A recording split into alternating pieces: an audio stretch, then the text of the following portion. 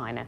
Now, for more, I'm joined now by Chris Conway, Head of Research at Australia Stock Report. He joins us now from Sydney. Now, Chris, we know that Mr. Turnbull's been a Goldman Sachs banker, amongst other things, and when taking over the leadership, he actually said that the government has not successfully been good at providing economic leadership in Australia. So will he be good for business? Good morning. Thank you for having me. I think the potential there is for him to be a positive for the Australian economy and indeed for businesses. One of his platforms is that he says that he wants to overhaul the tax system, which here in Australia we have a very, very complicated tax system. If he was able to do that, it would provide a strong platform for business. The only worry is that these reforms in an economy take a long time to flow through, and the reality is that in 12 months from now he will be at election.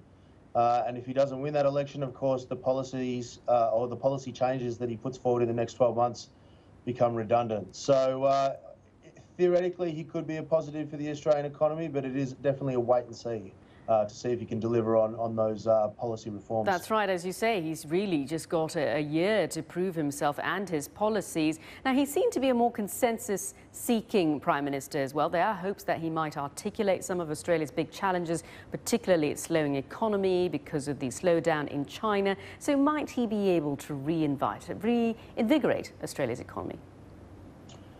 Yeah, I think so. In terms of getting buy-in from other political leaders and indeed the broader community, I think he'll do a far better job than Tony Abbott.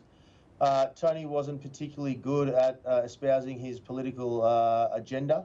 Malcolm is a great communicator. He should very much be able to do that. I think he's got the right ideas. I think he'll be able to communicate them correctly.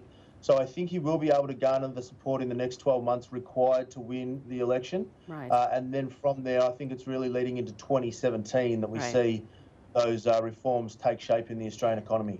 Now, very briefly, we know that he's Australia's fourth Prime Minister in just 2 years. So what impact does that send, what signal does that send to markets? Yeah, well, I mean, look, that's a really interesting question. I did some analysis. We've actually, I think, had 5 Prime Ministers in 5 years.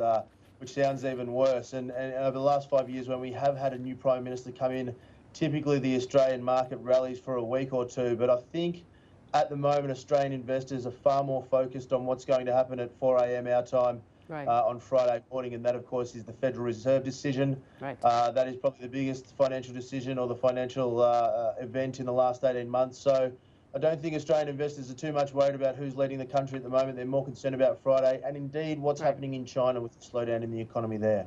OK, we'll leave it there. Chris Conway there. Thank you so much for